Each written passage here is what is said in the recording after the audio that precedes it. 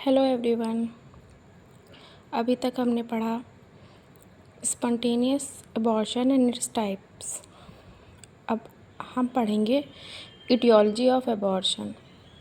Abortion का कारण या कॉज क्या है। मोस्टली कई सारे कॉजेज़ होते हैं अबॉर्शन के, and the most important causes are maternal factors हैं जो मदर से रिलेटेड होते हैं। मैटरनल यानी मदर से रिलेटेड। इसमें फर्स्ट कॉज है torch infection. Torch infection full form है इसका। टॉर्च में टी का फुल फॉर्म टॉक्सोप्लाज्मोसिस है, ओ से अदर वायरसेस हैं, आर से रूबेला, सी से साइटोमेगैलो वायरस एंड एच से हर्पीस। जिसमें टी से जो टॉक्सोप्लाज्मोसिस है ये एक पैरासिटिक इन्फेक्शन होता है, पैरासाइट से होने वाला इन्फेक्शन है। ज़्यादातर ये स्प्रेड करता है कैट बिल्लियों के स्टूल से, बिल्लियों के फीसेस से। बहुत रेयर होता है, पर जब किसी पेशेंट को हो जाता है तो अबॉर्शन के कॉज का एक कॉज बन जाता है। अदर वायरसेस में हेपेटाइटिस वायरस है, HCV है, HIV है, पैरावायरस, जीका वायरस, ये सब सिफिलिस का bacteria. Other causes are maternal hypoxia and shock. Maternal hypoxia का मतलब है कि माँ के अंदर ऑक्सीजन की सप्लाई कम हो जाए, या शॉक में इनएडेक्वेट ब्लड फ्लो, अचानक से ही ब्लड फ्लो कम होने लगे तो पेशेंट की प्रेगनेंसी लॉस हो सकता है। बट टिपिकली इसमें अर्ली अबॉर्शन नहीं पाया जाता। इसमें और ज़्यादा सीरियस कॉम्प्लिकेशंस हो सकती हैं, जैसे कि intrauterine growth restriction, IUGR baby हो सकता है, उसकी ग्रोथ नहीं होगी बच्चे की। प्री टर्म बर्थ हो सकती है, पैदा होते टाइम बच्चा एक्सपायर कर सकता है, स्टिल बर्थ हो सकती है, फीटल न्यूरोलॉजिकल डैमेज हो सकता है। फीटस का न्यूरोलॉजिकल डेवलपमेंट, ब्रेन का डेवलपमेंट हैम्पर कर सकता है। इसमें एक्यूट और क्रोनिक रेस्पायरेटरी डिसीज़ेज़ आती हैं, जैसे अगर पेशेंट को कोई काफ़ी पुरानी लंग्स की डिसीज़ है, जैसे अस्थमा है या ब्रोंकाइटिस वगैरह है। हार्ट फेलियर अगर वो CHF की पेशेंट है। सीवियर एनीमिया हो रखा है किसी पेशेंट को। अगर किसी पेशेंट को गैस्ट्रोएंटेराइटिस, पेट की या फिर इंटेस्टाइन की कोई दिक्कत है, या फिर कॉलरा वगैरह का इन्फेक्शन हुआ है, तो वो patient is more prone to abortion. वो 3 टाइम्स ज़्यादा प्रोन होती है अबॉर्शन के लिए, उसमें ज़्यादा रिस्क होता है अबॉर्शन का। क्रोनिक इलनेस है, अगर पेशेंट की कोई क्रोनिक इलनेस है, पुरानी बीमारी है, जैसे hypertension, blood pressure, kidney disease या फिर ट्यूबरकुलोसिस जैसी बीमारी, उससे भी अबॉर्शन के चांसेस बढ़ जाते हैं। एंडोक्राइन फैक्टर्स हो रखे हैं, उसकी पीरियड्स की साइकिल रेगुलर नहीं है, प्रोजेस्टेरॉन हार्मोन सही से नहीं बन रहा है, या फिर पेशेंट को हाइपोथायराइड है। टॉक्सिक एजेंट्स में अगर कोई पेशेंट एपिलेप्सी, मिर्गी या फिर कोई मलेरिया की ड्रग्स ले रही है, कभी उसको मलेरिया की बीमारी रही है और उसने काफ़ी लंबे टाइम तक उसका ट्रीटमेंट लिया, तो ये सब भी रिस्क फैक्टर्स रहते हैं, ये ट्रिगर करते हैं, एबॉर्शन कॉज कर सकते हैं। सर्वाइको यूट्राइन फैक्टर्स में अगर उसकी सर्वाइकल इनकम्पिटेंस है, सर्विक्स छोटी है, यूट्राइन फाइब्रॉयड है, उसके यूट्रस के फंडस में फाइब्रॉयड है, तो एम्ब्रियो को ग्रो करने के लिए जगह नहीं मिलती, यूट्रस का साइज़ छोटा पड़ जाता है, जिसकी वजह से अबॉर्शन हो जाता है। सर्वाइको यूट्राइन फैक्टर्स में दूसरा फैक्टर है कि बाइकॉर्नुएट यूट्रस हो, यानी यूट्रस का शेप चेंज है, हार्ट शेप का है, या फिर सेप्टेट यूट्रस है। सेप्टेट यूट्रस में यूट्रस 2 अलग अलग पार्ट्स में डिवाइड होता है। एक थिन पतली सी टिश्यू की मेम्ब्रेन होती है जिसको सेप्टम बोलते हैं, उसके थ्रू यूट्रस 2 अलग अलग पार्ट्स में डिवाइड होता है, जिसकी वजह से बेबी को ग्रो करने में, फीटस को ग्रो करने में दिक्कत होती है। बाइकॉर्नुएट यूट्रस में मुलेरियन डक्ट्स फ्यूज्ड नहीं होती हैं, इनकम्प्लीटली फ्यूज्ड होती हैं, जिसकी वजह से यूट्रस का शेप हार्ट शेप हो जाता है। डायटिक फैक्टर्स में फॉलिक एसिड डेफिशिएंसी या फिर विटामिन ई की डेफिशिएंसी की वजह से भी अबॉर्शन हो सकता है।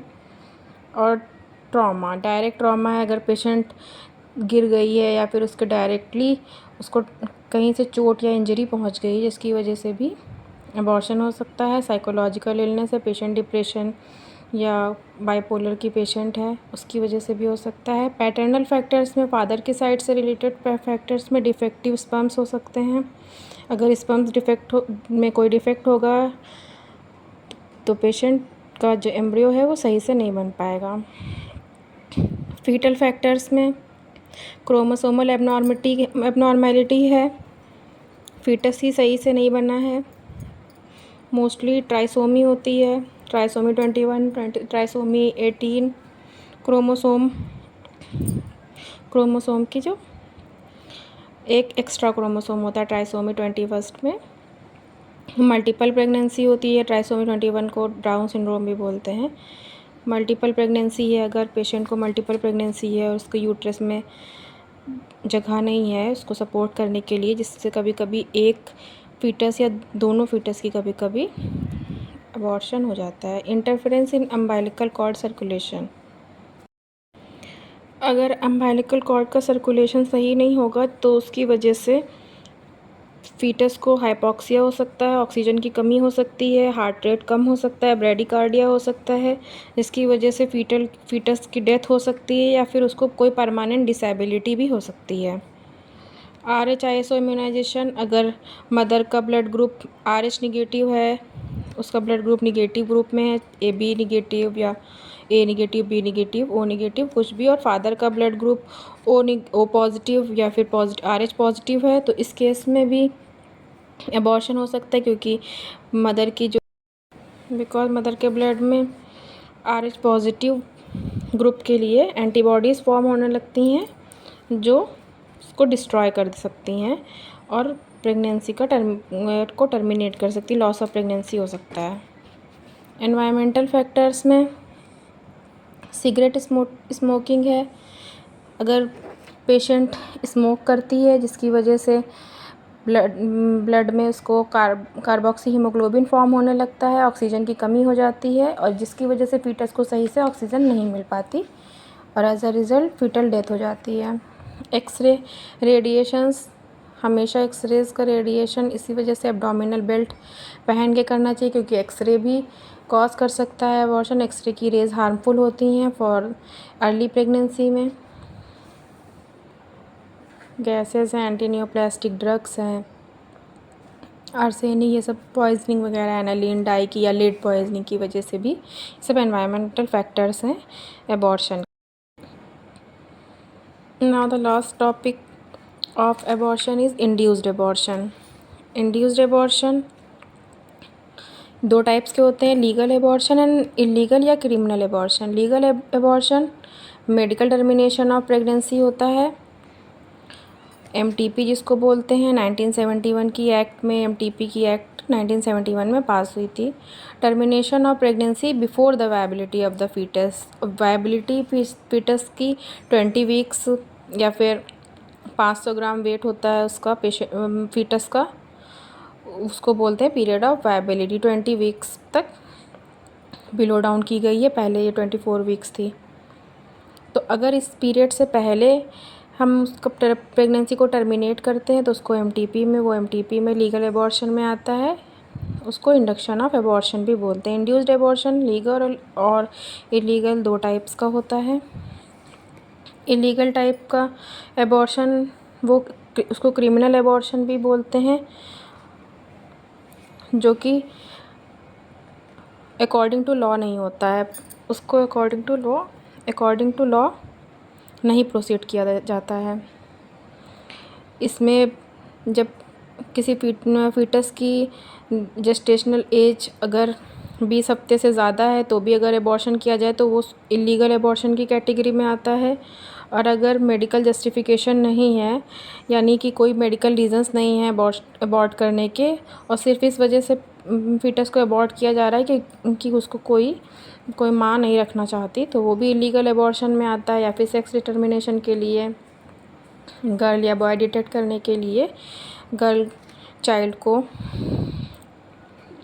एबॉर्ट किया जाता है, वो भी इलीगल एबॉर्शन में आता है।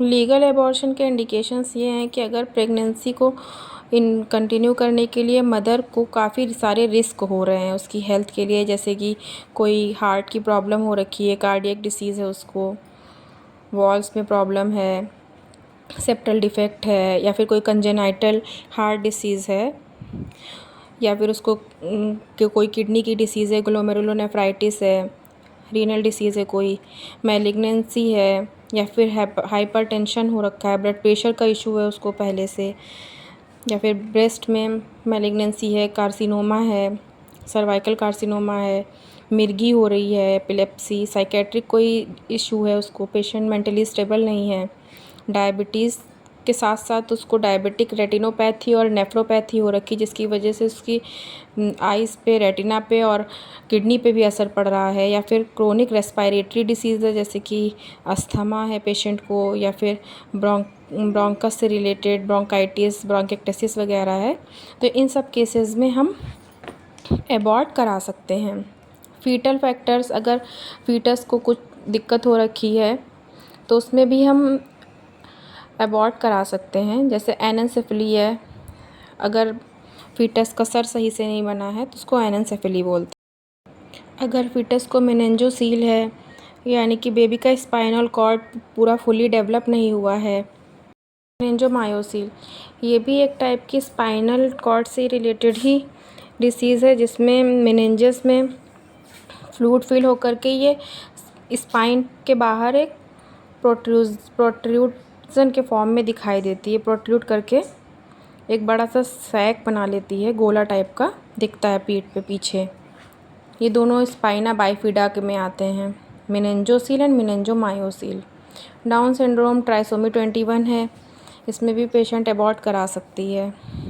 सोशल इंडिकेशंस में अगर कोई पेशेंट गरीब है, लो सोशो इकोनॉमिक स्टेटस है, वो एक साथ कई सारे बच्चों को, या फिर उसके पास ज़्यादा बच्चे हैं और सबको अच्छी एजुकेशन या अच्छी लाइफस्टाइल नहीं प्रोवाइड कर सकती, तो भी उसका एबॉर्ट करा सकते हैं। When pregnancy is caused by failure of contraception, अगर पेशेंट कॉन्ट्रासेप्टिव पिल्स ले रही थी या फिर उसने कोई कॉन्ट्रासेप्शन का मेथड यूज़ कर रखा था, फिर भी उसको प्रेगनेंसी हो गई है, तो भी वो लीगल एबॉर्शन कराने के लिए, एमटीपी कराने के लिए एलिजिबल है। अगर प्रेगनेंसी रेप या फिर मेंटली इम्बैलेंस्ड पेशेंट में हुई है, रेप की वजह से प्रेगनेंसी रुक गई है, या फिर पेशेंट की मेंटली हेल्थ सही नहीं है, पेशेंट मेंटली स्टेबल नहीं है, तो भी उसको एमटीपी कराने का इंडिकेशन है। मेथड्स ऑफ टर्मिनेशन, अगर फर्स्ट ट्राइमेस्टर में 12 हफ्ते से कम की प्रेगनेंसी है तो डायलिटेशन एंड क्यूरेटाज कराएंगे, डीएनसी, सक्शन एंड इवैक्यूएशन भी करा सकते हैं, प्रोस्टाग्लैंडिन स्टिमुलेशन भी करा सकते हैं। 4 से 6 मंथ के फीटस को टर्मिनेट करने के लिए 2 मेथड है। Intra amniotic instillation of chemicals है कि इसमें केमिकल्स डाल के, जैसे सोडियम क्लोराइड, यूरिया या मैनिटॉल डाल करके जिसका टर्मिनेट कराएं, या एक्स्ट्रा एमनियोटिक मेम्ब्रेन के अंदर, इंट्रा एमनियोटिक मेम्ब्रेन के अंदर इंस्टिल करके कराते हैं केमिकल्स, या फिर बाहर ही इंस्टिल करा करके कराते हैं इथाक्राइडिन। इसमें जो सोडियम क्लोराइड लेंगे, उसको जितने भी वीक्स की प्रेगनेंसी है उसको 10 से मल्टीप्लाई करके उतना ही अमाउंट ले करके तब कैलकुलेट करेंगे। इससे क्या होता है कि एमनियोटिक एपिथेलियम जो है उसमें सड़न पैदा होने लगती है, नेक्रोसिस होने लगती है उसकी डेसिडुआ की, जिसकी वजह से यूट्राइन कॉन्ट्रैक्शंस बढ़ जाते हैं और फीटस एक्सपेल्ड हो जाता है बाहर। कॉम्प्लिकेशंस हो सकता है अदर ऑर्गन्स में, उसके जो नेबरिंग ऑर्गन्स है उसको कोई इंजरी हो सकती है, हाइपरनेट्रीमिया हो सकता है अगर सोडियम क्लोराइड को यूज़ करेंगे। सोडियम ज़्यादा हो सकता है, पेशेंट कंप्लेन कर सकती है कि उसको फीवर के साथ वॉमिटिंग जैसी फील हो रही है, नॉजिया है, या फिर वॉमिटिंग के साथ साथ हेडेक है। Side effects of hyper sensitivity reaction भी आ सकते हैं, जिसकी वजह से शॉक में जा सकती है पेशेंट, क्योंकि यूरिया और मैनिटॉल में ज़्यादातर साइड इफ़ेक्ट जो होते हैं वो यूरिया और मैनिटॉल जब हम यूज़ करते हैं तब आते हैं। Extra amniotic instillation of chemicals में कैथेटर ले करके उसको डायरेक्टली एडमिनिस्टर करते हैं एक्स्ट्रा एमनियोटिक स्पेस में। फीटल मेम्ब्रेन और यूट्रस की जो लाइनिंग एंडोमेट्रियम के बीच की स्पेस होती है वहाँ पे इंसर्ट करते हैं और उस ताकि वो सर्वाइकल ऑस के ऊपर रहे, उसको फुलाकर इन्फ्लेट कर देते हैं, उसके बल्ब को फुला देते हैं। फिर उसके बाद में डायरेक्टली यूट्राइन कैविटी में जो केमिकल रहता है उसको इंजेक्ट कर देते हैं। इसका भी मोड ऑफ एक्शन सेम है जैसा इंट्रा एमनियोटिक इंस्टिलेशन में था। पहले नेक्रोसिस होती है इसकी डेसिडुआ में, एमनियोटिक मेम्ब्रेन में, उसके बाद में यूट्राइन कॉन्ट्रैक्शंस स्टार्ट होते हैं, फिर फीटस 24 से 48 घंटे के अंदर एक्सपेल आउट हो जाता है। इसकी कॉम्प्लिकेशंस हैं कि सर्विक्स में इंजरी हो सकती है, इन्फेक्शन भी हो सकता है और ये ऐसा भी हो सकता है कि फीटस एक्सपेल आउट ना हो, इसका फेलियर भी हो सकता है। और जो प्रोस्टाग्लैंडिन्स हम लोग मीज़ोप्रोस्ट का यूज़ कर रहे थे 12 वीक से कम की प्रेगनेंसी में, उसके भी साइड इफ़ेक्ट्स हैं, कॉम्प्लिकेशंस है जिसकी वजह से इसको कॉन्ट्राइंडिकेट कर दिया गया है, इसका यूज़ नहीं करते हैं। नॉजिया, वॉमिटिंग और हेडेक हो सकता है। ये ब्रोंकियल अस्थमा की पेशेंट में अस्थमा को प्रेसिपिटेट कर सकती है और अगर पेशेंट एनीमिक या हाइपरटेंसिव है तो इससे हेमरेज हो सकता है और CHF भी हो सकता है। इस वजह से इसको कॉन्ट्राइंडिकेट किया गया है। ये टॉपिक ख़त्म हो गया है, अब हम नेक्स्ट टॉपिक पढ़ेंगे। Thank you for watching.